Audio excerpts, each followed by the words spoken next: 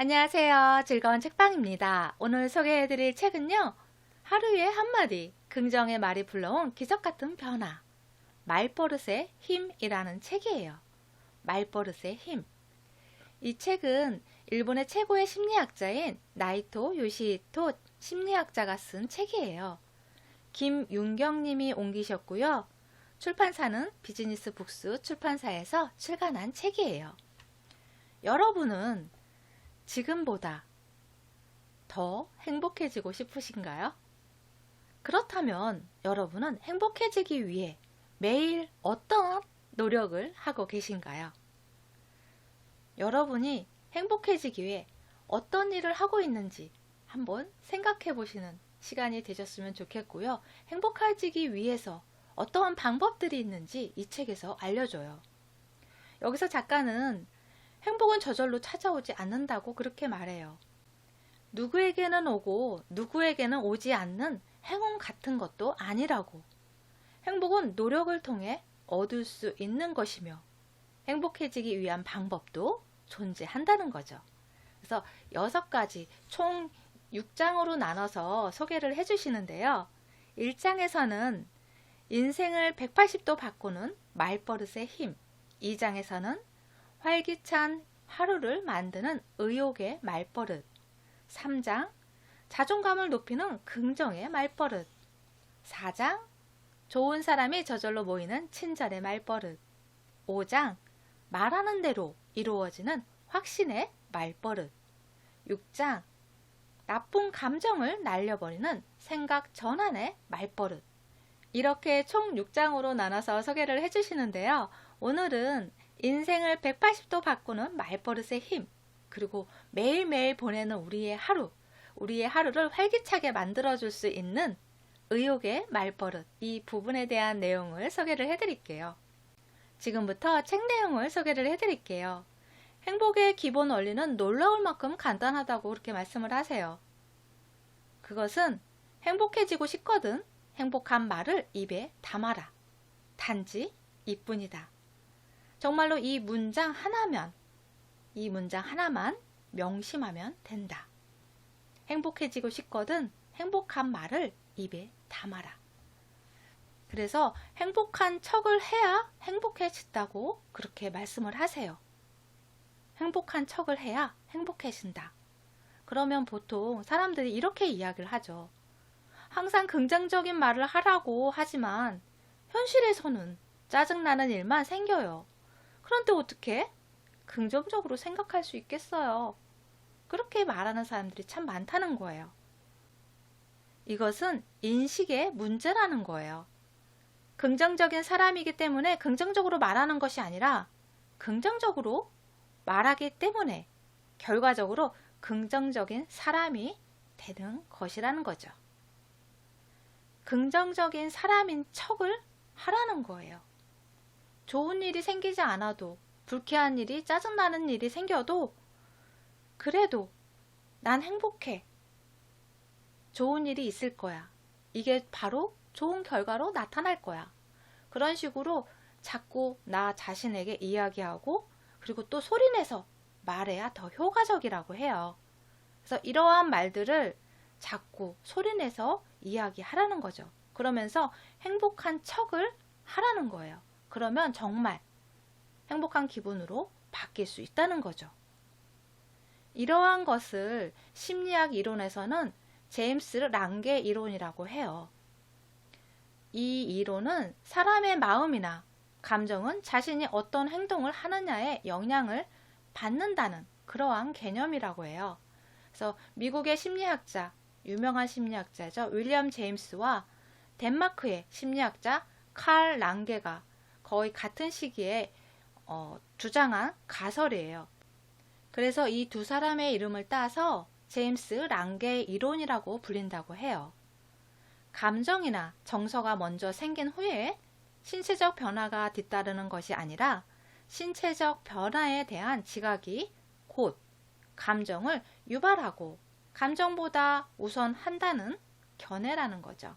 예를 들어서 기분 언짢은 일이 생겨도 짜증나는 일이 생겨도 행복한 일을 소리내어 말하다 보면 그런 화난 감정이 누그러지는, 그리고 좋은 기분으로 바뀌는 그러한 일을 경험할 수 있다는 거죠. 행복하기 때문에 행복을 말하기보다는 행복을 말하다 보면 행복해지는 것이라는 거죠. 이와 관련된 실험 하나를 소개를 해드릴게요.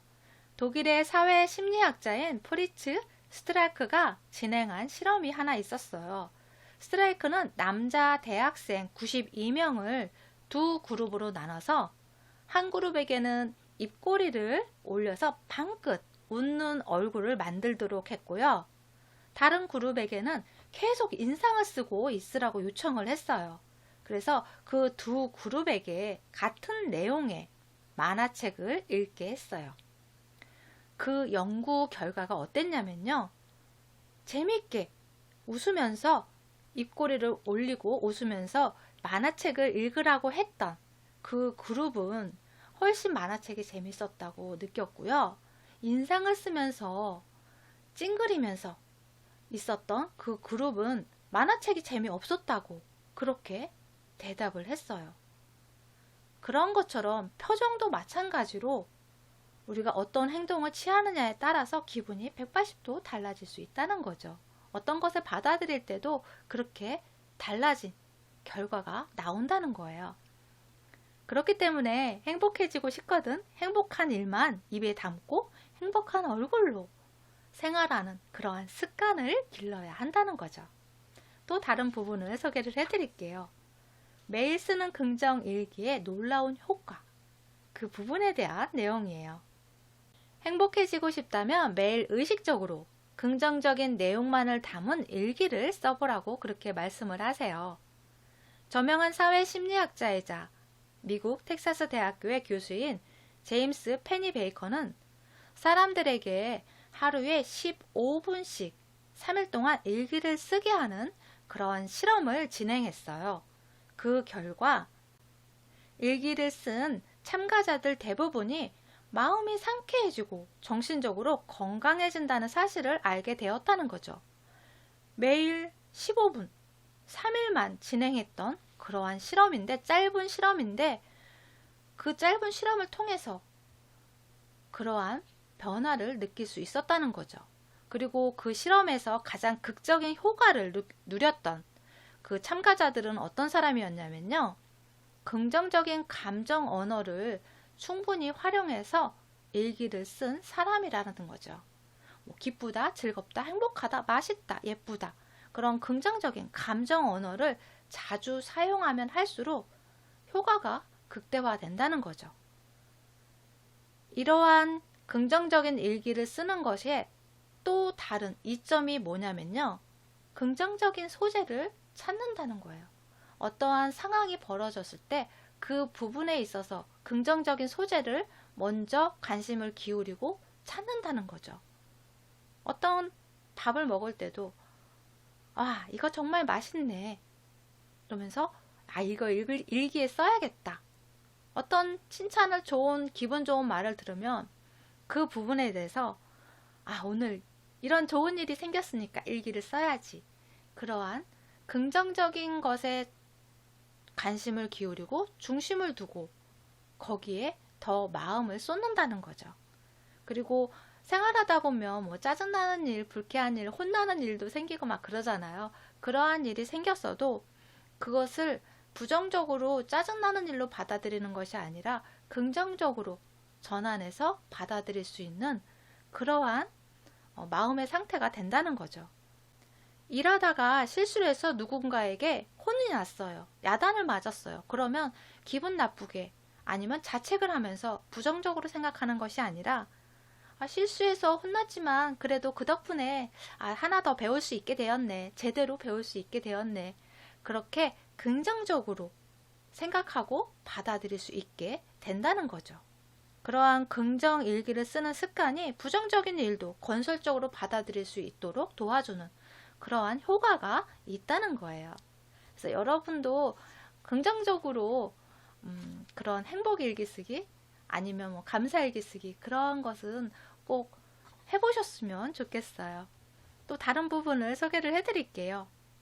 내뱉기만 해도 의욕이 샘솟는 말, 그 말은 어떤 것이 있는지 그 부분에 대한 내용을 소개를 해드릴게요. 행복해지려면 남에게 의지하기보다 무엇이든 하나하나 스스로 처리하는 습관을 들이라고 그렇게 말씀을 하세요. 타인에게 의지하면 의지할수록 점점 나약해지는 그런 경향이 있다는 거예요. 그래서 누군가에게 기대하고 의지하지 않고 스스로 무언가를 하려는 그러한 노력들이 나중에는 자신감이 생기고 그리고 또 나를 더 성장시키는 그러한 일이 된다는 거죠. 한 실험 사례를 소개를 해드릴게요. 심리학자인 주디스 로딘이 요양시설을 대상으로 실험한 사례예요. 이 요양원에 있는 노인들을 대상으로 해서 실험한 건데요. 이 노인들에게 정말 극진한 간병 서비스를 제공한 거예요. 그곳에 있는 노인들을 대상으로 해서 그분들의 손과 발이 되어서 모든 것을 직원들이 다 대신 해주는 거예요. 그런데 그러면 그럴수록 노인들은 점점 무기력해져 가는 거예요. 그래서 나중에는 건강까지도 안 좋아지게 되는 그런 상황이 벌어지게 되죠. 그리고 나서 로딘 교수가 다른 방법을 제안을 했어요. 노인들한테 무엇이든 스스로 할 수 있게끔 하게끔 하는 그러한 방침으로 변화를 주었고 그것을 관찰하는 그런 실험이었던 거죠. 혼자서 옷을 갈아입을 수 있는 사람에게는 스스로 옷을 갈아입게 했고요. 몸을 움직일 수 있는 사람에게는 요양시설에 그 식물들을 돌보라고 부탁을 했어요. 그러한 방침으로 무언가를 자꾸 하게끔 스스로 하게끔 하는 그러한 방침으로 바뀐 후에 요양원의 노인들은 어떻게 됐냐면요. 놀랄 만큼 생기가 넘치고 공용 공간에 나와서 함께 대화를 나누는 시간이 많아졌고요. 그러면서 활기차게 웃는 사람도 많이 늘어났다는 거예요. 게다가 평균 사망률이 25%였는데요. 15%로 대폭 줄어든 그러한 결과가 나왔다는 거죠.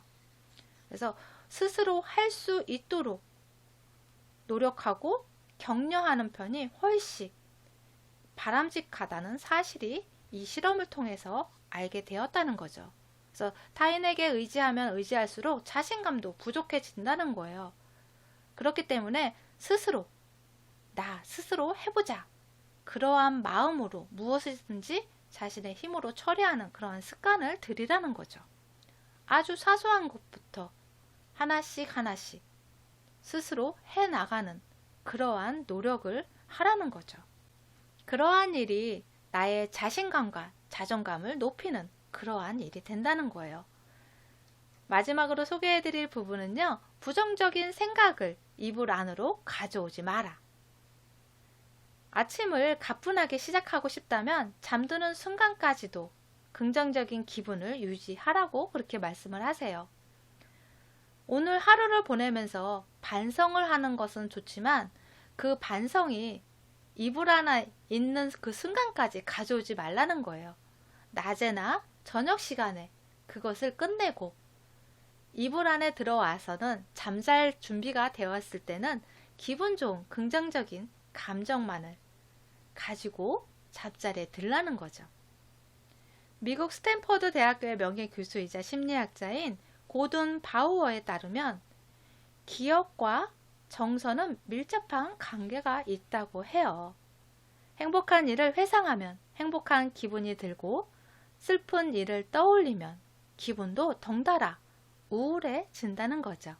그래서 하루의 끝을 마감하는 잠자리에 들 때는 행복한 기분으로 잠이 들게끔 그래야 숙면할 수 있고 기분 좋은 상태에서 잠들고 또 깨어날 수 있는 그러한 상황이 벌어진다는 거죠. 행복했던 일들, 즐거웠던, 기분 좋았던 일들을 떠올리면서 잠자리에 들면 잠자리가 편안해지고 그러면서 상쾌한 기분으로 아침을 맞이할 수 있게 된다는 거죠.